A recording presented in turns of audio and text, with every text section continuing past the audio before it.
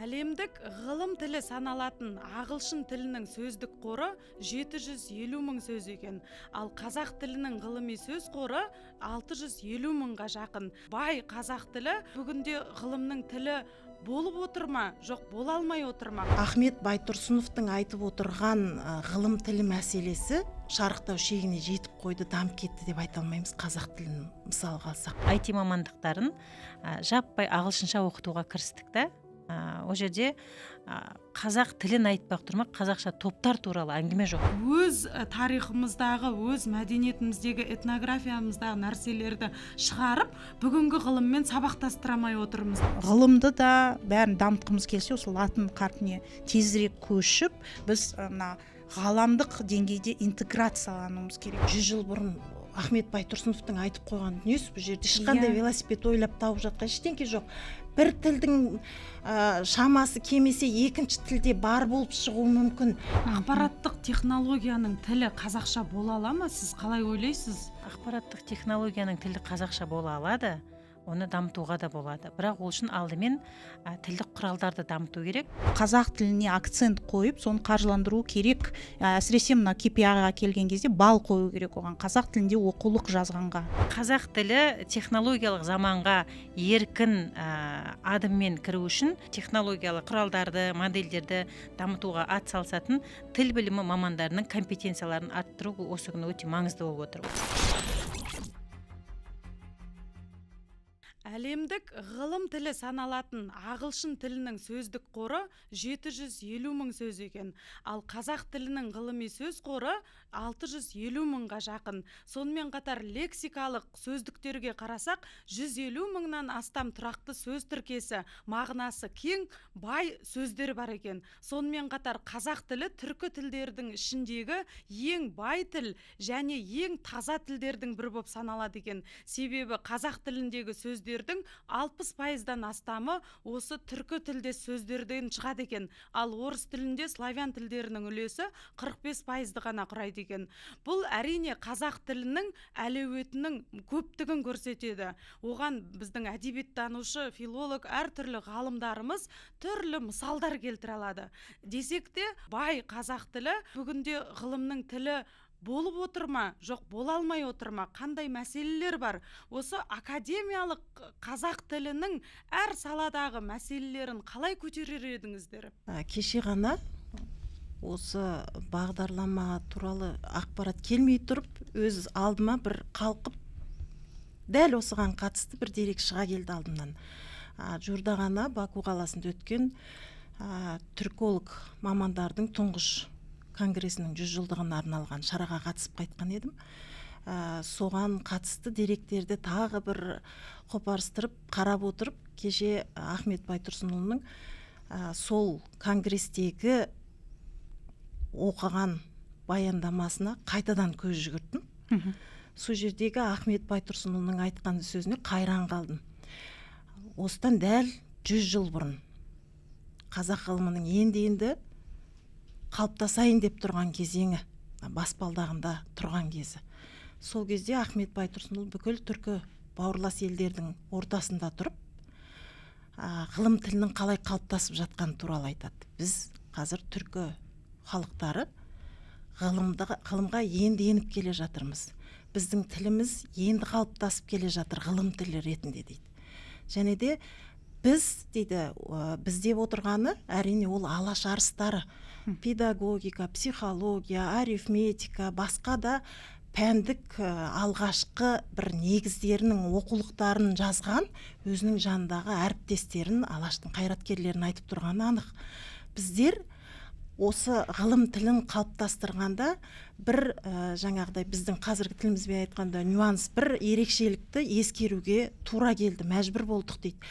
Біз мына Ресейдің тілі сияқты бірден күрделі тілге көшіп кете алған жоқпыз. Өйткені халық дайын емес. Біздің тілімізді күрделі тілді қабылдауға халық дайын емес. Біз не жазсақ та біздің еліміз қабылдай алатындай, арғарай қорыталатындай деңгейде жазуға мәжбүрміз дейді. Ал енді арғарай қалай қалыптасады, терминді қалай жасау керек? Арғарай біз өзіміз әрбір пәннің өзінің тілін ғылыми тұрғыда қалай дамытуымыз керек дегенді сіздермен бірігіп отырып қазір шешуіміз керек деп бір ғасыр бұрын айтқан.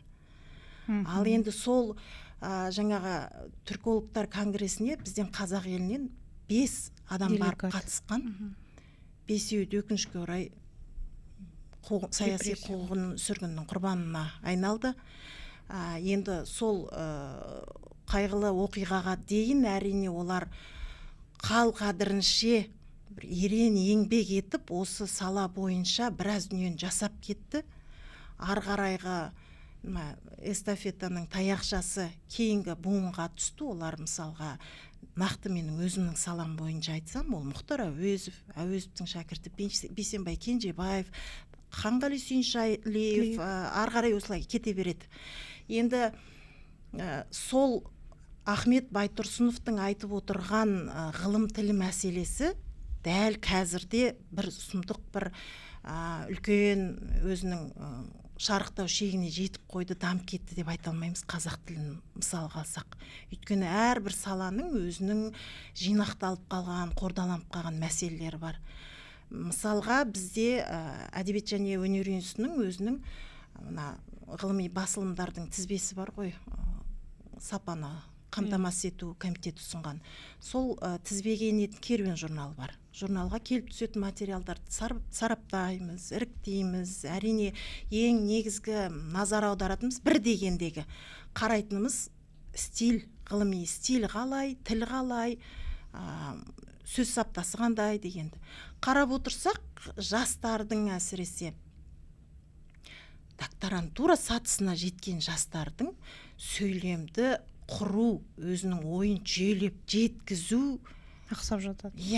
Жағы өте ол әдебиет саласында сондай болса, бұл филологтардың өзінің ортасы, менің де айтайын деген сол филологтардың ортасында өзі сондай болып тұрса, басқа салалар қалай деген ойға қалдық.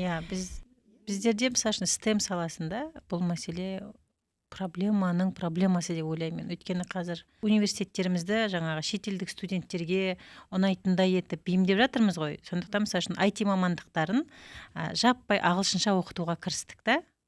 Ол жерде қазақ тілін айтпақ тұрмақ, қазақша топтар туралы әңгіме жоқ.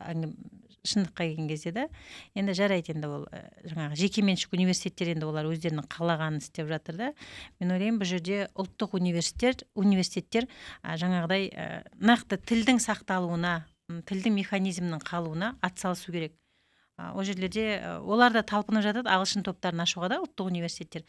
Бірақ мен ойлаймын, ол жердегі басты талап жалпы қай салада болмасын осы тілдік капиталдың қалыптасып терминологияның орнында тұрып қалуына болмағанда ұлттық университеттер атсалысу керек деп ойлаймын.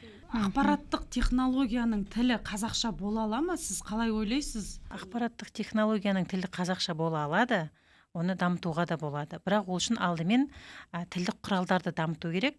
Жаңағыдай біздің тіл мамандары бар да, тіл білімі институтында Анар апайдың бастауымен жобалар жасалынды әртүрлі, мысалы үшін жаңағы посттагер болды да, болмаса ол кісілер корпустарды жинап жатыр. Назарбаев университетінің жасап жатқан тамаша жобалары бар да. Сол жобалардың аясында егер компетентті мамандарды біріктіріп, олардың жұмыс жасауына жағдай жасап, сол жобаларды жетілдіруге болады. Мысалы үшін біздің бір жобамыз алғарып ілгері баспай қалды да. Өйткені мына жаңағыдай қазіргі заманауи технологияларды қазақ тілі үшін дайындаған кезде компетенциясы жоғары мамандар өте маңызды. Сол жерде бізде бір жалғыз ғана бір қыз болды, Ақерке деген да. Ақерке ұқсап ешкім жаңағыдай таңбалау жасай алмайды. Жаңағыдай машиналық оқыту алгоритмдеріне беру үшін дұрыс таңбалап беру керек қой. Басқа мамандарға да үйретіп, басқалар да сауаты жеткенше жасайды, бірақ ол кісілердікі 1045 рет тексеріп, қатеге ұшырап, сөйтіп орындалып жатты да. Сондай мәселе бар. Қазіргі жалпы мынандай мәселе бар. Тіл білімі мамандары бар ғой. Онымен қоса қазіргі тіл білімі мамандарын ағылшын тілін жетік білген де керек болып тұр қазіргі кезде. Жалпы қазақ тілі технологиялық заманға еркін адыммен кіру үшін жаңағы әртүрлі жаңағы нелерді технологиялық құралдарды модельдерді дамытуға ат салысатын тіл білімі мамандарының компетенцияларын арттыру осы күні өте маңызды болып отыр. Ол Анар апайдың тобында мысалы үшін ағылшынша білетін мықты мамандар көп. Ол жерде Кембриджде сабақ беріп келген мамандар бар да, өте тамаша. Бірақ кейбір нақты есептерді соны жеріне жетіп түсінетін мамандар аз болып жатады көбінесе. Дұрыс айтасыз, ақпараттық технологияны сөйлететін ол білікті мамандар.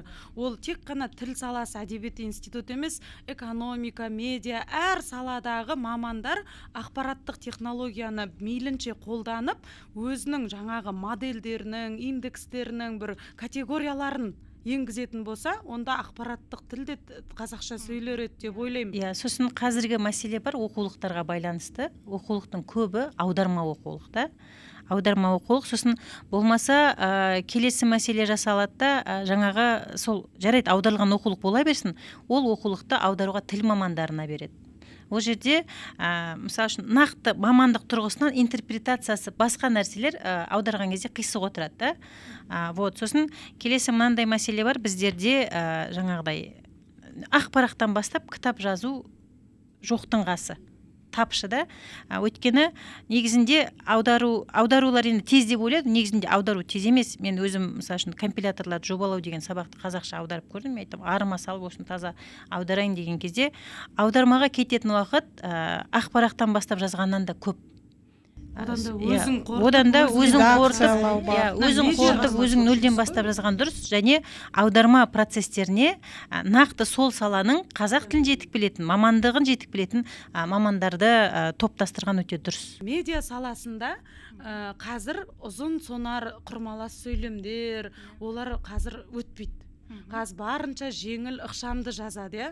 Осы тұста әрі академиялық қазақ тілі қалай көрініс табады, немесе практикадағы медиа саласында қазақ тілі, осы екеуінің қандай мәселелері бар?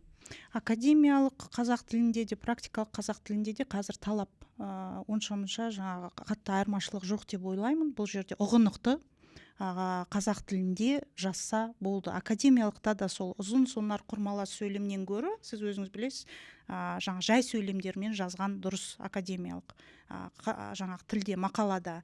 Енді медиада да сондай формат бұрыннан бар, әлі де сол жалғасып келе жатыр. Менің қосқым келгені, біз осы мәселені ұмытып кеттік.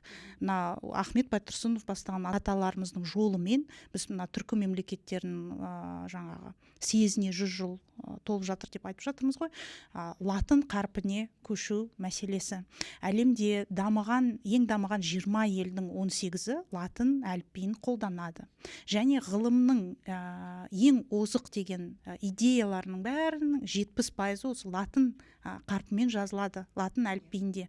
Енді біз осы кириллицадан бас тартып, латын қарпіне 25-ші жылы толықтай көшеміз деген жаңағы мақсат қойылды бізге, бірақ сол күйі ұмытылып кеткенге ұқсайды, сүйір құйымшақталып бұл мәселе.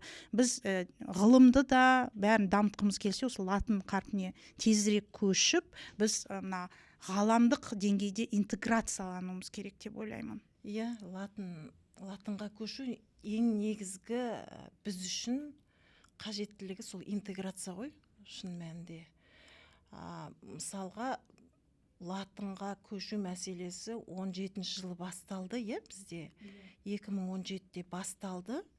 Содан кейін осы соңғы 4 жылда саябырсып қалды, айтылып, ақыры кәдімгідей құрдымға кетті. Ал енді мына практикалық тұрғыда нақты кім не жасап жатыр деген келсек, енді ол жерде әліпбидің 2 нұсқасындағы біреуін таңдау дегенге келіп тоқтап қалды ғой, шын мәнінде. Ал енді қазір не істеп жатыр дегенге келетін болсақ, Түркі академиясының қазір сайтына кіріп көрсеңіздер де болады. Ол жерде жалпы түркі әліпбиі бір нұсқасы жасалды. Оған 9-10 мемлекет қатысты. Содан кейін соның бір пробный дейміз ғой, бір эксперименттік нұсқасы ретінде әр ұлттың өзіне жанына жақын деген бір әдеби шығармасына мысал ретінде сол жалпы түркі әліпби бойынша кітаптар шықты. Абайдың қара сөзі тұр мысалға. Мен өзім қызық көріп ашып оқып көрдім. Оқылады. Енді негізгі алғы шарттары болады ғой, жаңа әліпбиді қабылдаған кезде ол оқылу керек.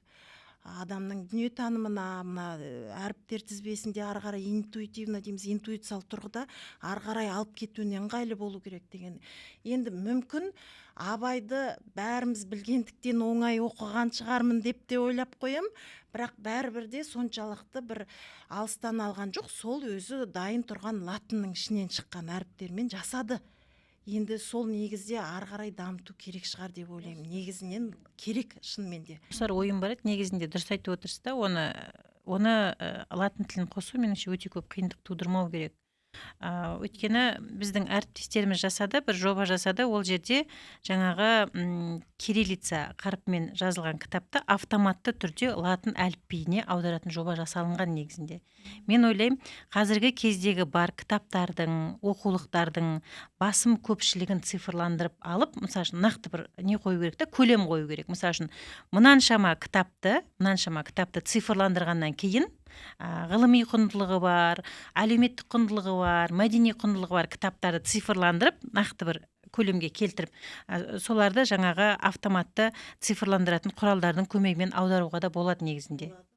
Ол және мен өз көзіммен көргем, ол жоба кәдімгідей нақты жүзеге асырылған жоба, жаңағы кітап аударып тұр. Латын тіліне көшу нақты саяси ерік жігерді талап ететін құбылыс сияқты, мен ойымша. Барын жұмылдыратын болса, Өзбекстан мысалында көшкендер көп қой. Енді мәселе бізде мынау қазақ тілін ғылым тілі етуде, біз осы ұлттық ғылыми мектептерді жалғап келе жатырмыз ба? Әр салаңыз бойынша. Мысалы, мен әлеуметтану саласы бойынша айтатын болсам, мына қазақтың этнографиясына, шежіресіне үңілетін болсақ, мысалы, қазақ шежіресінің өзі жеті аталық талдау, бұл бүгінде оны социогенограммалық талдау деп, оны француз ғалымдары, оны 18 ғасырда, ал біздің ол санамызда бұрынғыдан бар да. Бұл да бір ғылымға қосатын бір қазақ мәдениетінің үлесі да негізі. Оны біз әлеуметтанулық тұрғыда оны ғылыми дәлелдеп өзіміз алып шыға алмай отырмыз да, негізінен тектік талдауды. Енді оны орыстарда генеалогия институты бар. Бұл бір мысал. Екінші мысалы, мынау қазақта жасты талдаудың, мысалы, ер адамның, әйел адамның жасын айтудың бір қанша, 15-тен астам сөзі бар екен да. Мысалы, адам туылғаннан шарана, шақалақ, мысалы, бір жаста бөбек, сәби, бүлдіршін, балдырған, мысалы, 8-12 жас ойын баласы, осының барлығы, мысалы, ересек бала 15-16, боз бала 16-19, мына осы классификацияны әлеуметтік психологиялық ғылымдармен сабақтастырсаң, өте әдемі келіп отыр да, бірін-бірі толықтырып. Сонда біз қазақ ғалымдары, осы әсіресе әлеуметтік ғылымдағылар, өз тарихымыздағы, өз мәдениетіміздегі, этнографиямыздағы нәрселерді шығарып, бүгінгі ғылыммен сабақтастырамай отырмыз деп ойлаймын. Европа-центризмге басырған заманбыз деп айталам. Одан бөлек, бұл енді жалпы мәдениетке қатысты. Екінші, мынау қазақ ғалымдарының еңбектерін бүгінгі ғалымдар, мысалы, қазақ экономистерін, мысалы, бүгінгі ғалымдар, мен замандастарым, қалай ойлайсыз, цитировать ете ма, етпей ма? Етпейді. Оның негізгі себебі бізде қазақ ғалымдарының еңбектері тек небәрі 30 және 40% көлемінде ғана цифрланған. Яғни олардың еңбектерін сабақтастық жетпей жатыр. Біз білеміз ғой, жаңа кешіресе, бірден мысалы жаңа Science Direct базаны ашады да, сол жердегі бар ғалымдарды тек бар ғана цифрланғандарын ғана. Ал кешіресіз, ал оның түп тамырын Қазақстанда зерттеген экономистер біздің мына этнографиямен байланыстырып, ауыл шаруашылығын зерттеген, қой басын санаған, қазақтың қой жаңағы шаруашылығының негізін қалаған ғалымдарды, оларды зерттеп жатқан, және бүгінгі экономикамен байланыстырып жатқан. Сіз оны айтып отырсыз да, ол жерде мәселе қазіргі күннің талабынан туып отыр да. Сіз тіптен, дұрыс, сіз қазір мақала жазсаңыз, соңғы 5 жылға сілтеме жасау керек. Кешіресіз, ондай талап жоқ болса да. Жоқ, тоқтаңыз, ғаламдық журналдар, олар бәрібір локальды ғалымдардың жаңағы цитированиясы болмаса, оны қарамайды салмақты деп. Ол керек міндетті түрде. Себебі сіз сол елде бірінші адам емессіз ғой сол мәселені зерттеп отқан. Сондықтан бүкіл 50 еңбек, мысалы 50-60 әдебиетіңіздің ішінде 5 еңбек локалды ғалымдардың 45 жылғы кітап болса да қосуға болады деп ойлаймын. Жоқ, бұл екі жақта дұрыс айтып жатсыздар. Ондай талап бар, және ол талап жоқ болса да біз цифрландыру жоқтығынан кесірінен қазіргі мысалы жастар ол еңбектерді білмейді. Біз Әуезовтің салып кеткен мектебін, мысалы геология ғылымдарының негізін қалаған, мысалы Сатпаевтың мектебін сабақтастыру бар ма бүгінгі күнде? Ол цифрландырумен қатар біз мына әлемдік тәжірибеде ЮНЕСКО, World Heritage Library деген сияқты ұлттық кітапханалардың цифрландыру жүйесінің үлгісін алуымыз керек деп ойлаймын. Менің ойымша бұл жерде мәдени аспекті де бар сияқты, қазіргі нақты ғылыммен айналысып жүрген жаңағыдай ғылыми жетекшілік ететін адамдар тікелей соларға байланысты. Әрине. Әркім егер өзінің жауапкершілігіне алып, өзінің қарамағындағы докторанттарға, өзінің қарамағындағы магистранттарға, бакалавр студенттерге талап қойса, сен әдеби шолу жасаған кезде сен кітапханадан барып мына ғалымның мынандай теориясын қарап кел, қандай зерттеу жасапты қарап кел. То есть бағыт-бағдар беруімізге байланысты. Өйткені бұл жерде ғылыми жетекшінің тікелей әлеуеті бар оны жүзеге асыруға. Өйткені ол студенттің бағасын қоятын сол. Ол студентті жаңа қорғауға жіберетін де сол жетекші ғой. Әрбір жетекші өзінің жеке мәдениетіне енгізіп, жаңағыдай сондай талап қоятын болса, ұлттық жаңағы тарихты құрметтеуді өзінің мәдениетіне енгізіп, сол жерде айтпақшы кем дегенде 5 цитирование болу керек деп, ол жалған болмау керек, ол жаңағы студенттің алып келген цитированиесінің рас екенін тексере алатындай әлеуеті болу керек ғылыми жетекшінің. Енді бұл жерде бірден мүлдем жоқ деп айтуға да болмайды. Қалыптасып келе жатқан мектебіне қарай. Мысалға бізде өзіміздің институтымыздан дайындалып келе жатқан магистратура, докторантура деп сатылап келе жатқан кейбір жастардан көреміз, бір академиялық сабақтастыққа қатты мән береді. Бізде 12-14 жылдары ғылыми қазына деген үлкен гуманитарлық ғылымдардың бағдарламасы болды ғой, классикалық зерттеулер деп. Сол кезде біз 20 жылдардың бастапқы кезінен бері қарай әдебиеттанудың қалай қалыптасқандығын көрсететіндей бір панорамалық негізгі зерттеулердің желісін қайттан шығардық. Соның ішінде мысалға бір ғана мысал айтайын. Қазақтың дәстүрлі мәдениетін, фольклорын, басқа да этнографиясын жүйелеп, жинақтап, зерттеген Алекторов деген орыстың ғалымы, орыстардың өздері шығармаған 1912 жылы соңғы рет, бірінші және соңғы рет шыққан кітабын 2012 жылы біздің институт қайтадан шығарды. Егер ол болмаса, ол ұмытылып та кетер ме еді мысалға кейінгі буында. Сондай бір еңбектер қайтадан жарық көргендігі кәдімгідей жақсы бір эффект береді олардың айналымда жүруіне. Содан кейін өткен жол мен бір қорғауға қатысып қызық жағдайға тап болдым. Диссертация біздің ұлттық институт университеттердің біреуінде дайындалады. PhD докторлық диссертация. Осы еңбекті зерттеуге теориялық негіздеме болған, мынадай ғалымдардың еңбегі бар деген кіріспе бөлімде пункт бар ғой, арнайы бір тармағы тұрады. Сол тармақта докторант өз дайындықтан өткен кафедраның ғана шектеледі сол құрамы тұр, 10 шақты адам тұр. Сонда ол мынадай бір кішкентай бір тарының қауашағындай ғана ғой, ол бүкіл Қазақстанмен салыстырса, оның сыртында ғылым бар ғой. Біз мына жер планетасы біз оқшау көреміз дейміз ғой, енді анау мынандай бір кафедраның ішінде ғана университет емес, тек қана кафедра дейсіз. Әлемде жоқ, әлем тіпті жоқ. Ол жерде тек қана мына кафедрадан ғана өткен. Сонда бұл әлгі түйенің таныған жапырақ деген сияқты ол қаншалықты доктор? Ол сол бар ғой, мен жаңа қарным ашатыны сол кіріспе бөлімін бізде жай сән үшін жазатын сияқты. Санамалау. Қарайсыз да, қараңызшы, санамалау үшін фамилияларын кіргіздік пе жоқ па деген сияқты. Қойса ғана болды да, ал тіпті оның еңбегіне сілтеме дегенде жоқ та. Мысалы жақшаның ішіне сілтеме, одан кейін оны талдау жоқ қой, тек қана сонда бізде мына кіріспе бөліміне қойылатын талапты мүлдем өзгерту керек. Реформалау керек. Себебі кіріспе шынайы тарихпен талдап сондай керек. Мен осы жерде бір қосатын ойым бар да, айтып отырсыздар ғой, жалпы енді сізде әдебиеттану, тіл білімі саласы ғой. Мен ойлаймын, бізде тіл білімі саласында бұл мәдениет өте жақсы қалыптасқан, жаңағыдай жекеленген жағдайлар болмаса да, өйткені менің өзімнің диссертациялық жұмысым жаңа ұқсас тілдерді біріктіріп оқыту бойынша болды да, біріктіріп материалы бойынша болды. Сол кезде мен тілдердің арасында ұқсастықтар бойынша заңдылықтарды іздеген кезде мен біздің өзіміздің қазақтың тілші ғалымдарына тәнті болдым. Не іздемесең де жететін жеріне жеткізіп зерттеп жазып тастаған. Иә. Сосын ол жерде қазақ тілімен бірге қарастырған жаңағы башқұрт тілі мен қарап көрген кезде іздемеген ресурсым жоқ та, ол жерде келіскен талдау да жоқ, келіскен аудару да жоқ та. Негізінде біздің именно жаңағы нақты тіл білімі бағытындағы мамандардың еңбегін мен сол кезде нақты мойындадым.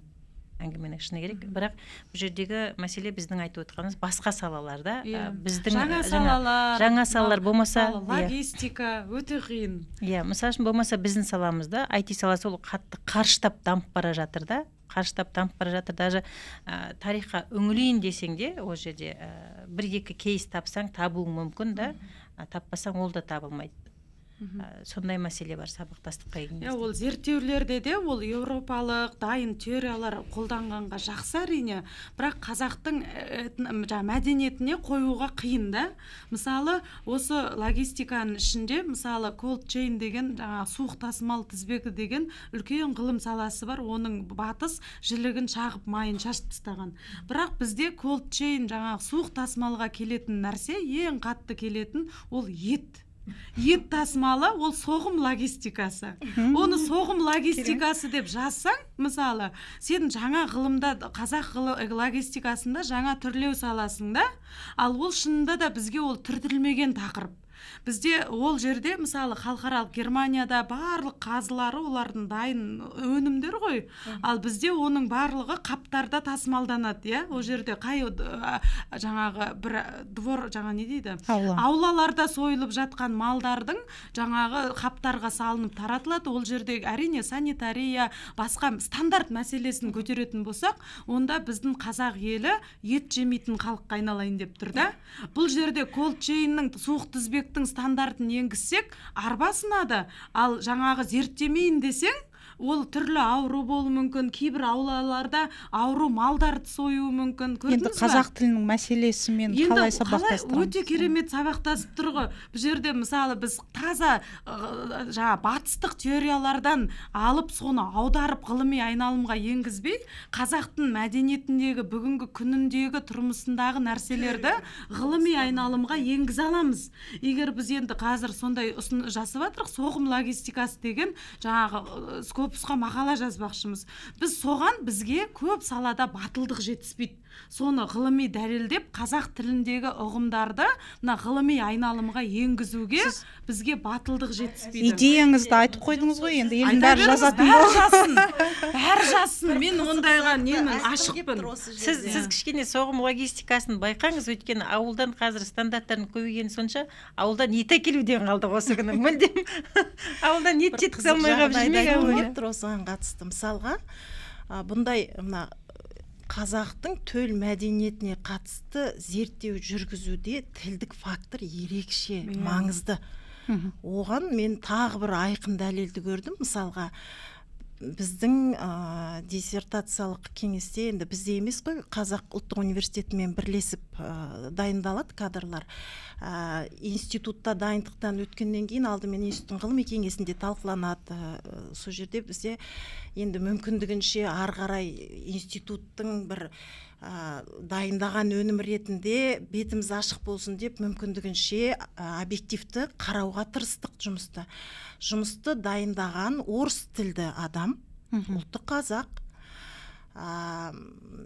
көтеріп отырған мәселесі отаршылдық мәселесі, отарлық идея, отарлық тұжырымдама, отаршылдықтың көрініс табуы, әдебиеттегі осындай мәселелерді айтып отырады. Арасында бір енді мынандай үлкен дәуірлік бір шолу жасағысы келеді, онысы әрине жақсы бастама, бірақ сол жерде мысалға Шәкәрімнің еңлік кебек поэмасы туралы айтады. Сол жердегі кебекті 15 жастағы подростық дейді. жаңа Да. сіз айтып отырған қазақтың жасын жіліктеп шамалау деген мысалы классификациясы, бұл орысша танымда ол подросток. А о кездегі өлшеммен А, 13-те отау иесі Иә, деген ал түсінікке қазақша кереғар. қарасақ 13-те отау иесі. Ал тарихқа қарасақ кебектің оған дейінде отбасы болған. Бұл жерде мәселе оның ол Жасында, мәселесі цифрлық емес, жасында емес, акцент оның еңлік Әлеуметтік пен рөлінде. кебектің арасындағы мөлдір ғашықтық сезім, екеуінің Махаббат. сезім үшін акцентті күресі. қоя алмай отыр. Иә. Мынадай мысалға басқа тілдің дүрбісімен қараса ол жаңағы иә қисық болып шыға келді. Ол подросток болып шыға келді. Бүгінгі заманның Тинейджер. өлшемдерімен міне қарама қайшылық қайдан Содан кейін туып иә отыр. мысалға қазір енді жасанды интеллектінің де дәуірі, иә қазір біз мүмкіндігінше мемлекеттік деңгейде де қолдап жатыр. Бұның ғылымда қолданылуын инструментарий ретінде өзім де келісем, қолдауға тұрарлық, уақытты үнемдейтін, қаншама еңбек күшінің салмағын өзіне жасай алатындай дүние. Бірақ мысалға мен бір аударып көрдім. Егер мен Қазақстан әдебиеттану дегенді орысша аударсам, ағылшынға орыс тілінен аударсам, отечественное литературоведение деген сөзді ағылшын тіліне жаңағы Ресейдің әдебиеттануы деп аударып береді. А егер мен тікелей өзімнің ана тілімнен отандық әдебиеттану деп жазсам, жасанды интеллект оны Қазақстан әдебиеттану деп аударады. Бұл жерде қараңыздар, жасанды интеллектінің өзі тіл қай жерде, қай географиялық бір ортаға байлаулы. Ода сондай бір концепциясы тұр, өзінің бір жиілік қолданысы бойынша. Оныкі және дұрыс. Дәл осы мәселе болды бізде. Біз жаңа сөйлем мүшелеріне ойладық қой, жаңа таңбалау барысымыз жүрмеген кезде жасанды интеллектіні пайдаланып жаңағы таңбалау жасаймыз деп ойладық та. Бізден жаңа санамызға сіңіп қалған ғой, сөйлемді бердік те, для казахского языка сделай конелу разметку деп беріп едік, жаңағы айдағысы айда, сайдағысы сайда болып, жаңағы бір сөйлем мүшесіне екі сөйлем мүшесін меншіктеп сіз оны орысша енгізесіз. Жоқ, басында сөйлем қазақша ғой, сөйлем қазақша, жаңа біз промпт дейді ғой жаңағы. Сол промпт сұрауды орысша жаздық. Енді қанымызға сіңіп қалған ғой, жаман әдет болып та. Содан анау шықпа, содан отырдым да, білмеймін, қазақша жазып көрейін дегенде қазақша жазып едім. Барлығы дұп дұрыс орнына шыға келді, жаңағы көп дүние дұрыс күйінде орнына шыға келді да. Жерде де жаңағыдай жасанды интеллектінің өзі жаңағы тілдік ерекшеліктерді, жергілікті мәдениетті қамтитынын көре аламыз. Енді мынау қазақ тілінің қолданысын, мына ғылым саласында қолданысын қарасақ, жыл сайын артып келеді. Мысалы, қазақ бөлімінде оқитын студенттер саны, магистратурадағы студенттердің саны, тіпті қазір мына докторантурадағы мына экономика, логистика бәр салада қазақ бөліміндегілер көбеюде. Сонда мына біздің ғылыми кадрлар өсіп келе жатыр қазақ тілінде. Енді олардың қазақ тілінде еңбек жазуына, соған біз қандай жол көрсете аламыз? Екіншіден, оларға мүмкін бізге оқулықтар шығару керек шығармыз, әр салада қазақша сапалы. Осын бәрін қосып мемлекет тарапынан қандай қолдаулар керек? Соны айтып өтсек. Айсұлу, сіз оны тура дәл айтып отырсыз да. Негізінде қазір соңғы кездерде аудиторияда қазақ бөлімінде отырған студенттерді көрген кезде, өте көп және өте тамаша талантты балалар, және олар болады көбісі бір ауыз сөз орысша білмейді. Біздің саламыз бойынша біздің ұсыналатын әдебиеттеріміздің басым көпшілігі орысша. Сосын мысалы үшін мен бір сабақ бердім, дизайн паттернс дегенде, оны мен лекциялардың бәрін қазақша аудардым, бірақ ресурстың бәрі орысша. Енді ол біздің міндетіміз ғой, жаңағы кітапты жазу. Ол кітапты жазайын десең, сен күйбеңнен қолың тимейді. Осы жерде бір жаңағыдай, әрине кітаптарды аударып жазып беруге болады да, жаңағы мен айтқандай ол өтіріктеу, сапасыздау болады да. Бұл жерде менің бір құрбым ұсыныс жасаған, мүмкін сіз жаңағы халықаралық жобаларға ұсыным тастап көресіз деп та, жаңағы мен қазақ тілді контентті, жоқ, оқулық деп те айтпайсыз, мен қазақ тілді контентті үлкейтпек едім деп, жаңағы ЮНЕСКО ұсынатын неше түрлі жобалар бар ғой, әлемнің 3-ші елдеріне ұсынатын да. Сонымен ойлаймын да, біз өзіміздің тілімізге қатысты нәрсені неге біз басқадан барып грант сұрауым керек та? Неге мен оны сүйсініп отырып түнімен неге жазбаймын да, мен неге күйбеңнен қолым тимейді да. Мен түсінбейтінім да осы мына гранттық қаржыландыру жаңағы ПЦФ барлық жобалардағы KPI ол ағылшын тілінде мақала жазуда негізгі KPI. Ал неге соның ішіне бір маңызды KPI-ға қазақ тілінде оқулық жазуды қоспайды? Бұл бір. Екіншіден бөлек оқулық жазу бойынша грант беру керек деп ойлаймын. Қазақ тілінде. Сонда біз мына жаңағы ғылымдағы сабақ берудегі күйбенімізді азайтып, мысалы сапалы оқулық жазуға отыратын едік та. Сол ғой, мысалы үшін мен өзімнің білетін пәндерімді өте жақсы білемін да. Мен оны жазсам, мысалы үшін жарты жылда мысалы үшін бір оқулық жазып шығатын едім да. Ол бірақ бір тиын бағаланбайды, оны жаңағы PDF мен таралып кетеді. Жоғары оқу орындарының үздік оқытушысы деген сияқты бір-екі жерлерде ғана ескерілуі мүмкін да. Оны да алу оңай емес. Жоқ, бізде Жоқ, сол конкурстарда ескеріледі ғой. Жоқ, сол конкурс, сондай бір-екі конкурста ғана ескеріледі да. Ол жерде адамдардың көбісі жаңа науқаншылдықпен керек деп, бірақ ол жерде де және тіл сараланбайды ол жерде да. Осы ағылшынша жазуың мүмкін, орысша жазуың, қазақша жазуың мүмкін. Неге қазақ тіліндегі оқулыққа 10 балл бермеске, мысалы бізде ғылыми жарияланымдардың 95% ағылшын тілінде. Неге? Өйткені талап сондай. Scopus, Web of Science базасына енетін журнал болу керек. 4% орыс тілінде. Бұл ресми статистика. Қазақ тілінің көрсеткіші сонда қанша? 1%-дан аз. Неге? Өйткені оны ешкім оқымайды, мен неге еңбектенуім керек деген сияқты. Ол KPI-ға да есептелінбейді, мысалы. Мүмкін мемлекет тарапынан қазақ тілді оқулық шығаруға, қазақ тілді мақала жазуға ерекше мынау балл рокировкасын жасау керек шығар. Мәселен, біздің мектеп оқулықтарының да басым бөлігі орыс тілінде, әсіресе нақты ғылымдарға келген кезде, мысалы химия, биология, математика деген сияқты, алгебра, геометрия бәрі орыс тілінде негізінен алғанда. Сол қазақ тіліне акцент қойып, соны қаржыландыру керек. Әсіресе мына KPI-ға келген кезде балл қою керек оған, қазақ тілінде оқулық жазғанға. Енді оқулық деген орталық бар. Одан кейін біз тіпті жалпы білім беретін мектеп, колледж саласын қозғамай-ақ жоғарғы оқу орындарын алсақ, олардың өздерінің жаңағы Румстеде оқу әдістемелік кеңесі бар. Сол кеңестен мақұлданған, содан кейін дәл сол тақырыпта формулировкасы жаңағы атауы тура бағдарламаға сай келіп оқытылып жатса ғана ол оқулық мақұлданады. Бұл жерде университеттік сала мен ғылыми мекемелердің арасындағы интеграцияның бір жолға қойылмағандығы, оқулық жазуға мүмкіндігінше әлеуеті жететін ғылыми мекемелер, уақыты да жететін ғылыми мекемелер болуы мүмкін, бірақ оның қажеттілігі университетте. Сол екі ортада осындай бір келісім болу керек, алдын ала жоспарға енгізілу керек меніңше. Оқулықтың жаңағы қазақ тілінде жазылуы деген, енді қазақша, мысалға біз тек қана өзімнің салам бойынша ғана айтсам, біздің әдебиеттануда оқытушылардың 90-95% қазақтар ғой әдебиеттану саласында. Енді соның 90-95%-дің жоқ дегенде 75-80% қазақша, онсыз да жазып жүргендер. Бірақ та оның өзі де мәселені шешпейді. Бұл жерде себепті тағы басқа жерлерден де іздеу керек сияқты. Балалардың ғылым тілі ретінде емес, жалпы мектептен өсіп жетіліп келген кезде олар ойын жеткізе алмайды.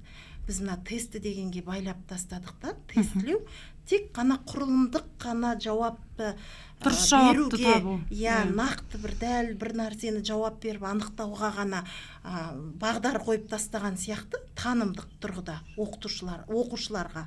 Ал ойын жүйелеп, ашық, ауызша сөйлеу және оны сауатты жазу, өзінің бір пәндік саласы бойынша ойын сауатты академиялық деңгейде жазу деген өте ақсап жатыр. Не істеу керек сол үшін?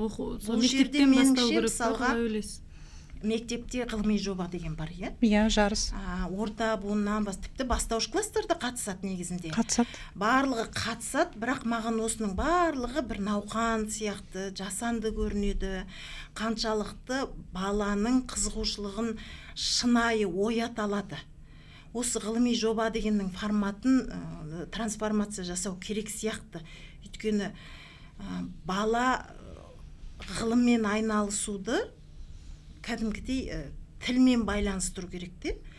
Қазақ Өзінің тілінде тілінде, жазуды, иә, қазақ тілінде дұрыс жазу.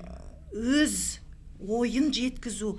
Мысалға менің мектепте оқыған кезімде мен өзімнің мектебімдегі, өзімнің тәжірибемдегі үлкен бір минусты кәдімгідей бір ақтаңдақты әлі күнге шекті есімнен кетпейді. Мысалға мектепте оқыған кезде біз 97 жылы мектеп бітірдік. Шығарма жазудың не екенін бізге шынайы түсіндіре алмады мектепте. Шығарманы өз бетімен жазу, интеллектуалды тұрғыда іздену, өзіңнің бір кәдімгідей бір креативті ойыңды жеткізу дегеннің қаншалықты құнды екенін бізге жеткізе алмады. Біз тек қана реферат жазумен қана шектелдік 11 класста. Сіз о жерде жазуды айтып отырсыз. Ол ғылыми жобаны балалардың порталға жүктеген кезде оны антиплагиаттан өткізеді. Ол баланың жұмысы өтпей қалуы мүмкін ғой. Сон біз баламның ғылыми жобасын порталға жүктеген кезде апайымыз маған хат жазып жіберді WhatsApp-қа. Құттықтаймын, балаңыздың ғылыми жобасы плагиаттан өтті. Әрине, оны мен жазсам ол плагиаттан өтеді. Түсініп Енді отырсыздар ма? ол Ол жерде қаншалықты баланың тілі, қаншалықты әділетті, да, өте күрделі ол жерлердің мәселесі деген Иә, ол бес жеке батпан тақырып. жеке тақырып сияқты. Иә. Иә. Біз балалар ғылымына бөлек тақырып арнаймыз. Иә. Иә. Ал мына қазақ тілін мемлекеттік қолдауға оқулық жазу керек дедік, иә. Тағы не керек деп ойлайсыздар? Осындай академиялық жазылымға тікелей қатысы бар платформалар керек деп ойлаймын.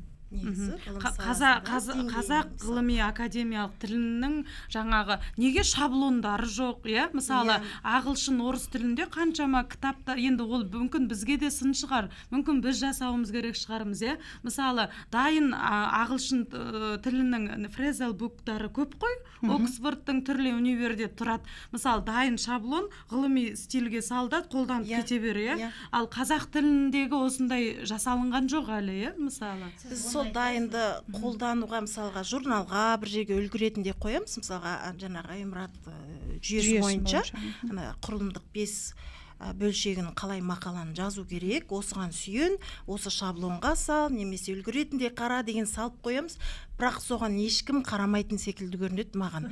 Қалай тұр, сол беті тұрады, әйтеу пайдаланбай. Жоқ, ол шаблонға алана сөйлемдер бойынша да, мысалы, әдістер бөліміне қандай сөз қазақ тілінде дұрыс келеді. Әйтпесе оқысаңыз, иә, орыс тілі ағылшын тілінің калькасы да. Иә, аударма. Қазір бір өзімнің бір жаңағы ғылыми жобасындық қой, соны енді қазір конкурста сараптамада жатыр да, соны енді күтіп жүрміз. Соның ішіндегі бір дүниемді айтқым келіп тұр, амал жоқ айтқым. Соның аясында, жобаның аясында, мысалы біз мына академиялық жазылым әдебиеттанудың пәндік саласы бойынша деп тұрмыз ғой. Мысалға біз сүйенгеніміз, біз мына 21 ғасыр әдебиеттану деген терминдер сөздігін шығардық. 95 жылы академик Заки Ахметовтар шығарған. Сол сөздік ол енді классикалық әдебиеттану бойынша, ал кейінгі жылдар енді кәдімгідей пәнаралық деңгейде көптеген ұғымдар келді ғой. Соның бірінен бірі айырмасы қалай, орнымен қолдану, мазмұны нені білдіреді. Мысалға бізде қазір студенттің де контингенті әртүрлі ғой. Мысалға орыс тіліндегі материалды тілдік бір барьердан түсіне бермейтін студенттер де бар, мысалға қандастарымыз, иә, Қытайдан, басқа жерлерден келген. Оларға тікелей қазақ тіліндегі материал керек. Осындай сұранысты жабу үшін біз мынадай сөздік шығарған болатынбыз. Енді осы сөздіктен кейін бізде бір логикалық тұрғыда ары қарай не істеу керек, ғылым саласы бойынша пәндік біз өзіміз не істеуіміз керек дегеннен жаңағы жобаны алдық. Енді сол жобаның аясында біз мынандай бір мобильдік қосымша сияқты бір тренажер жасағымыз келіп отыр. Академиялық тіл ретінде сөйлемді қалай құру, мысалға Айта қалай беріңіз, оны басу, сізден басқа ешкім қандай жасай алмайды. жаңағы Айта беріңіз. стилистикасында қандай сөздерді қолдану қажет, Керемет, ұсыныс иә. ретінде, ойды қалай дәлел, аргументті қалай келтіру керек, Иә, қазақ мысалды сөздерімен, қалай иә. келтіру керек. Мысалға біздің өзіміздің саламызда көп жағдайда публицистикалық стильге иә. ойысып кетеді. академиялық стильмен екеуінің ара жігін ажырата Бұл алмайды. жоба көп проблема. тамаша екен да. Мен ойлаймын, егер ұтып жатсаңыздар, ертең әр саланың мамандарын тартқан дұрыс болады негізі. Ары қарай басқа салаға да интеграциялауға Өйткені болады. иә, сіз Керемет жаңағы жоба. айтып отырсыз ғой, шаблондар жоқ деп та. Сіз шаблонда айтасыз, терминдер әуелі аударылмаған. Қазіргі трансформер деген не ғой, жаңағы трансформер деген архитектура ғой, жаңағы чат GPT-дің негізінде жатқанда, сол мысалы үшін зейін механизмі негізінде жұмыс жасайды да. Кеше осы подкастқа дайындаған қызық үшін мен термин.com деген орталық ресурс бар екен, осы терминдер бойынша, иә. Сол термин.комнан механизм внимания, жаңағы зейін механизм, ары іздеймін, бері іздеймін жоқ. Осы информатика саласы бойынша мен таппадым мысалы үшін. Бұл жерде даже ең кең қолданыста жүрген дүниелерден біздерде, менің білгенімде, глоссарилар да, нұсқаулық түгіл, глоссарилар, дұрыс аудармалар табу қиын қазір да. Мысалы осы тұста мына бәріне көмегі тиер research gap, зерттелінбеген тұсы деп әртүрлі аударып жүрміз ғой. Соған не балама ұсынар едіңіздер? Зерттеудің ақтаңдағы. Деп маған Мен- тарихшылар айтты. Мен солай үйретем студенттермен. Зерттеудің ақтаңдағы, мысалы біз тарихтың ақтаңдағы бар деп айтамыз. 86 жылы көтеріліс, әлі де қазақ тарихы оқулықтарында ақтаңдақ. Сол сияқты зерттеуде де осы Бұл зерттеу әдеби ақтаңдағы. тарих- әдеби мәдени сөз бо, тарихи сөз. Онда тұрған не бар? Бола берсін. Енді ол Мысалы- қайта сол өзіміздің бір ресурстан алып соны өзектендірсек. Сіз ол мысалы қайта келісесіз жақсы бе ғой. ақтаңдақ Мысалы, деген терминге? мен келісер Міне. едім. Мысалға бізде шынымен де мына сөздікті жасағанда да біздің мына халықаралық жаңа терминдарды қабылдаған кезде біздің соны қазір бірден қазақыландырып жіберуге Қиын. кейбір жерде әлеуетіміз жетпеді, кейбір жерде батылымыз жетпеді, үлкендер не дейді, ана аға буын не дейді деген. Ал мысалға түріктердің термин жасам тәжірибесіне қарасақ, компьютер білгісаяр мысалға. Біз оны әлі Олар қабылдай барлық алмаймыз оны, иә. сөздерін өздерінің тілінен шығарып отыр. Біз Мысалға, қашамыз одан. иә, мына түркі бір академиясына біз батылдық ұсыныс керек, иә? айттық. Олар қазір Шешім. мына 9 түркі халқының терминдер қатарын біріктіретін бір терминдер сөздігін жасап отыр, салалық. Осы жақында лингвистика бойынша шықты, алдында математика, медицина бойынша да шықты ғой деймін, 2-3 сөздік шыққан. Енді біз өз саламыз бойынша да қарастырып отырмыз. Енді бұл не береді дегенге келсек, шынымен де мына ол кезін 100 жыл бұрын Ахмет Байтұрсыновтың айтып қойған дүниесі, бұл жерде ешқандай Иә. велосипед ойлап тауып жатқан ештеңке жоқ. Бір тілдің шамасы кемесе екінші тілде бар болып шығуы мүмкін. Бір тілде ұмытылып кеткен түркілік бір төл өзіміздің бір ұғымдарымыз, түбірлеріміз басқа тілде әлі өзінің маңызын жоймаған болуы мүмкін. Тура осыны біз алуымыз керек те. Жалпы түркілік Біз идея анау- дегенді біз өз ғылыми тұрғыда пайдалануымыз керек қой. Қылтима, балкон қалай қылтима болады деп сондай бір сөздермен ғана шектеліп қаламыз. Пианино неге осындай болу керек? Одан басқа да терминдер Иә, бар ғой, жетеді ғой. мысалы. Жоқ, мынандай да мәселе, біздерде расында да жаңағыдай батылдық жоқ та. Бізде жасаудан гөрі, бір нәрсені жүзеге асырудан гөрі критика көп. Қоғамның пікірін жаңағы Ахмет Байтұрсынов атамыз айттық қой, ол кісі өзінің кезінде термин деген сөздің өзін пән сөз деп аударған. Сондайлық батыл болған ол кісілерді термин дегеннің өзін пән сөз деп кезінде аударып, кейін енді- Психологияның жан ғылымы деп. Иә, одан қорқудың керегі жоқ та. Бізде өзімізді құнсыздандыру, жаңағы елдің баласы деген сияқты сана, даже осы терминологияда басымызда отыр да. Бірақ қаншалықты ол мемлекеттік деңгейде қолдау табады осы Иә, ұсыныстардың бәрі. мойындалуы керек. Ол талай ғалымдар Иә. көтеріп жатыр. Жоқ, жаңағы ақтаңдақ деген сөз бар емес па? Ақтаңдақ ол өзімен өзі ақ кез келген ғалымның тіліне оралып отырады да. Research gap деген кезде менің өзім ақтаңдақ деген сөз есіме келеді мысалы үшін. Маған Бұл енді бар ғой, зерттелінбеген мына тұсы, ақтаңдақ маған деген тек калькалар келеді. Жоқ, бұл жердегі Бостыс. жағдай мына деген термин ретінде қолданудың Ол қызық тарихнамасына келсек, ол бізге дейін публицистикада, журналистикада алдымен өзектеніп қойды да, ол сөз басқа жақтан келген жоқ қой, ол қазақтың тілінде тұрған сөз ғой. ақтаңдақ. А енді термин ретінде енді қарастырылып отыр. Ол мүмкін лажы болса сол заманда бірінші термин болып кетуі де мүмкін еді ғой. Қазақ тілінің ғылым тілі болуына қазақ тілін білетін әр ғалымның бір жауапкершілігі бар сияқты. Ол әдебиет саласында мүмкін сіздің қазақ тілінде еңбектеріңіз көп шығар, бірақ мен шынымды айтсам, мен қазақ тілінде жазған мақалаларым аздау екен. Ол сонда мен ойлаймын, мен ары қарай осыған өзім басым бағыт беріп, ары қарай жазуым керек деп ойлаймын. Тіпті біз қазір мына тілдік шектеу жоқ қой, гранттық өтінім бергенде, иә? Сол кезде біз қазақ тілінде ғылыми жоба беруіміз керек деп ойлаймын. Мысалы, ол экономика салаларда бұл қиындау. Көбіне сол жаттанды орыс тілімен бере береді де, ал негізі біз бастама көтеріп, біз мысалы қазақ тілінде экономикалық жобалар беретін болсақ, ол да өз қолымызда екен да, негізінде. Ағылшын тілінде және қазақ немесе орысты таңдау керек қой. Мен мысалы қазақ тілін таңдар едім. Жоба дайындаған кезде. Алғашқы кезде орысша дайындап жүрдік. Сіздер өздеріңіз орысша дайындап жүрдік. Орысша дайындап жүрдік, Сонда сіздер неге айтпайсыздар? Экономика айтуды ұялып отырсың. Өйткені договорды мақұлданады ғой. Бағдарлама болсын, грант болсын, мақұлданғаннан кейін келісім шартын жасаған кезде оның артында тұратын күнтізбелік жоспары да орысша болу керек. А ол сөзбе сөз өтініммен бірдей болу керек. Сонда бізді автоматты түрде бізді мәжбүрлеп қойған. Ол кезде үш тілде дайындайтынбыз. Қазақша, орысша, ағылшынша болатын. Содан кейін біз үшеуін де дайындап жүрдік те, кейіннен бізде ғалымдардың ортасында сұрақ туындай бастады. Біздің күнтізбелік жоспарымыз неге орысша болу керек деп. Содан кейін уақыт өте келе қазақ не орысша және ағылшынша тілде дайындалу керек деген өзгеріс болғаннан кейін біз ойлана келдік те қазақ тілін таңдадық. Өйткені біздің көтеретін мәселеміздің бәрі ұлттық мәселеге байланысты. Біз орысша дайындасақ, орыс тілді экспертке түседі. А ол оның қаншалықты маңыздылығын дұрыс бағалай алады.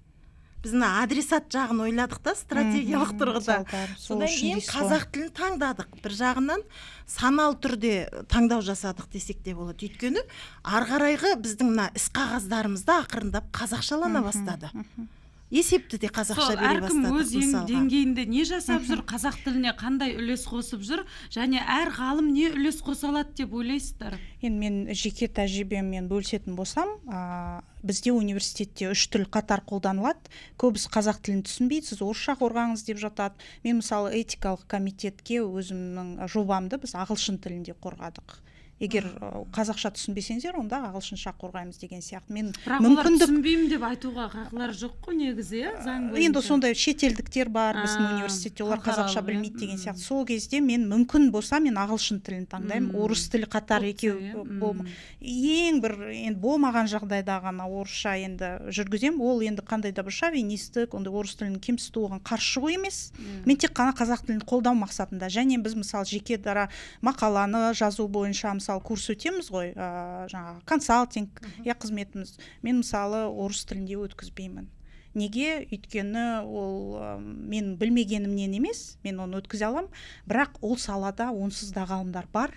Қазақ тіліндегі курстарды дамыту мақсатында мен өзімнің энергиямды, білімімді, қабілет-қарымымды сол салаға қарай бағыттасам деген ниетпен мен осы қазақ принципім, мен ұстанымым қазақ тілінде. Бұны құрметтеу керек деп ойлаймын. Және осы подкастты мысалы біз қазақ тілінде ашуымыз, біз аудиторияны қамту мақсатында орыс тілінде ашуымызға болушы еді. Бірақ біз қазақ тілді аудиторияға арнап, қазақ тілін қолдау мақсатында ашып отырмыз. Орысша да, ағылшынша да ашу керек деп ойлаймын. Мен ойым нарыққа жұмыс істеймін. Мен мысалы қандай тіл курс өтсем де, мысалы екі аудиторияның да қажеттілігін бағалап, сөйтіп екі тілде де жасаймыз да. Егер ағылшын нарығына шықсақ, ол ойлаймын қазақ ғалымдарының жетістігі деп. Жетістік, ағылшын тілінде болады. Мен өз тарапымнан ойлаймын, жалпы қазақша білетін әрбір ғалымның монографиясын, кем дегенде бір монографиясын, шамасы келсе барлығын қазақ тілінде шығаруға міндетті. өйткені ол бәрібір глоссаридің қалыптасуына өзінің адамның ішіндегі KPI болу керек деп ойлаймын осы тұста. Егер мемлекет жарайды бізге оқулық жазуға грант бермесін, мысалы қазақ тілінде бір сайттар жасап бермесін, жарайды, бірақ біз қарап отырамаймыз ғой. Бізде де шәкірттеріміз бар, біздің де мүмкіндігіміз бар деп ойлаймын. Біздің де бизнеспен байланысымыз бар, мысалы да краудфандинг жасап болсын, мүмкін жаңа қазақ тілінде біз бизнес зерттеу оқулығын бастап жатырмыз, солай әр бастама қоғамды өзгертеді деп ойлаймын бір жақ. Одан бөлек мен өз тарапымнан мысалы үшін жылына сірә енді KPI-ға байланған ғой ағылшынша мақалалар. Мен мысалы үшін Көкстон журналдарға өз тарапымнан мақала берсем, мен оны міндетті түрде қазақ тілінде жазамын. Мен орыс тілінде мақала жазбаймын. Мен ішкі журналдарға қазақ тілінде жазамын. Енді студенттерім жазуы мүмкін, өйткені қаланың балаларының көбісі енді қазір өсіп кеткендердің қазақша білмейтіндері көп қой, енді олар ағылшынша орысша. Мен бірақ өзімнің тарапынан нақты өзім жазатын мақалаларда мен көбінесе қазақша беремін. Осы біздің қыздардың ұстанымы көпке үлгі болса екен деп ойлаймыз. Енді мына хабарымызды, подкастымызды осы жас өсіп келе жатқан ғалымдарға, қазақ тілінде еңбек жазуға, қазақ тіліндегі ғылыми академиялық стилін дамытуға қандай кеңес айтар едіңіздер? Жата жастанып абай жолын оқысын ба, не істесін? Енді бұған дейін де айттым, шынымен де бұл тілдік әлеуеттің қалыптасуы ол әдебиетке байланысты. Мектеп кезінен оқыған кітабына қарай адамның өзінің бір тұлға ретінде қалыптасуы, оның ішкі бір байлығы, рухани байлығы, тілдік қорының байлығы да қанша кітап оқығанмен байланысты. Қалай айналдырып әкелсе де осыған әкеп тіреледі. Сондықтан біз осы әдебиет институты соңғы 4-5 жыл болды қайта оралып осы мәселені көтеріп жүрміз. Мектеп бағдарламасында жоғарғы оқу орнында оқылатын көркем шығармалардың минимумы болу керек деп. Мектеп бағдарламасында баға қойылса да қарсы емеспін мен. Біз сыныптан тыс дедік, мысалға осынша шығарманы міндетті түрде мектеп бітіргенше бала өз бетімен оқып шығу керек, оның тұлға ретінде, бір ұлттың азаматы ретінде қалыптасуына септігін тигізеді. Ал жоғарғы оқу орнында да белгілі бір шығармаларды оқу керек, өйткені ол жерде де мысалға ары қарай мысалға светское общество деген ұғым бар ғой. Мына кәдімгідей мына қоғамның мәдениетті зайырлы бір бөлігі, Пушкиндердің бір заманын алсақ, ол кезде міндетті түрде фортепианода ойнау, француз тілін білу, жаңағы ән айту, қаруды меңгеру, әдемі әдебиет жөнінде сұхбат жүргізе алу деген сияқты бір әлеуеті болу керек болатын қоғамның ондай мүшесі болу үшін. Қазірде мысалға жастар соны ақырындап түсініп келе жатыр. Қазір әдебиет туралы сөйлесет жастар. Бір деген дегенде әдебиет туралы әңгімеден бастауға талпынады да, оған қарап қуанамыз. Шынымен өйткені бұл қоғамның шынымен де бір өзінің ішінен ақырындап дайындалып келе жатқан сияқты. Сіздің жаңағы айтқан сұрағыңызда осыған келіп тіреліп тұр ғой. Біз әрқайсымыз не істеуіміз керек деген. Ол оқушының, студенттің өз бойында да болу керек, ол ата-анада болу керек, ол ғалымның әрқайсының бойында болу керек. Біз саналы түрде тілді пайдалануымыз керек, өзіміздің тілімізді пайдалануымыз керек. Бізге ешкімде шектеу қойып отырған жоқ. Бірақ таңдау жасаған кезде мүмкіндігінше өзіміздің әлеуетіміз, енді бұл кітап жазу деген, ол сіз айтқандай жаңағы кітапхананың қорына түскенде ол сақталатын, мәңгілік сақталатын кәдімгі ғылыми фонд қой. Ұлттың зияткерлік әлеуеті деген сол шығып жатқан кітап. Сондықтан әрбір жазған кітабын, әрбір жазған мақаласын мүмкіндігінше сол мына тілді дамытуға деген мақсатпен байланыстырса, меніңше дәл қазір қазақ тілінің ұлттық ғылым тілі ретінде қалыптасуына кедергі жоқ. Әрбір адамның саналы таңдауы осыған тірелу керек деп ойлаймын. Мен Альмира сізбен толықтай келісемін. Енді өз отбасымыздың жеке тәжірибесі, біз отандық басылымдарды, газет журналдарды, ғылыми басылымдарды жылда жаздырамыз, және бюджетіміздің n бөлігін соған кәдімгідей жұмсаймыз. Мен интернеттен оқи салам деп емес, оларды қолдауды мақсатында, және баланың мына тілі, сол мектеп жасынан кішкентай кезінен қалыптасады, және сол көп кітап оқу, ең бастысы жастарға көркем әдебиетті оқу, өйткені көркем әдебиетті оқымаған адам ол қазақтың ұлттық құндылығын бойына сіңірмеген адам деп есептеймін мен өз басым, және содан академиялық стильге ауысу оңайырақ болады әлдеқайда. Міне сол лайфхак. Ғылымдағы кісілерді көбін сұрасаң, кезінде қазақ тілі әдебиетін сүйікті оқығандар, пәніміз еді. сол әдебиетті жақсы білетіндер, ғылымда жүргендерін көбін сұрасаң сондай да. Мен бұл жерде айтатыным, мен өзімнің балаларыма айтатын сөзді айтқым келіп отыр. Қазақ тілі, мен балаларыма үйретемін, қазақ тілі сенен басқа ешкімге керек емес. Осы ұлттың азаматтарынан басқа тірі жан баласына керек емес. Сондықтан ойлаймын, әрбір саналы қазақ өзінің ана тілінде сөйлеп, өзінің ана тілін ұмытып қалған қазақтар болса, сөйлеуге қорықпай, ұялмай, ағылшын тілінде үйрендік қой басында қисық-мисық сөйлеп жүріп. Сол сияқты қорықпай батыл кірісу керек. Одан кейінгі мәселе, жалпы жаңағы айтылған мәселе, көбірек кітап оқып, көбірек әдебиет оқу керек. Өйткені мен кезінде мектепте тіл әдебиетінен олимпиадаларға қатысып, көп кітап оқып, сонымен кейін техникалық бағытқа ауысқан кезде менің таныстарым айтатын, сен кітапты көп оқушы едің ғой, техникалық салаға кетсең, не үшін оқыдың дейді да. Бірақ кәдеңізге жарады ғой, Енді соны айтайын деп отырмын енді, сонымен өзім диссертациямды жазған кезде мен жаңағыдай сөйлем құраудан, болмаса өзімнің ойымды жеткізіп жазудан, қазақ тілі емес, мен ағылшынша жаздым да диссертациямды, ешқандай да қиналған емеспін. Менің жаңағы өзімнің ана тілімде жинаған сөздік қорымның құдіреті мен ағылшынша диссертация жазған кезде маған үлкен қолдау көрсетті. Сонымен де жаңағы Португалияға тәжірибе өтуге барған кезде сол жердегі әріптестерім күлді маған, ой, сіздің басыңыздағы трансформер мықты жұмыс жасайды екен деп та.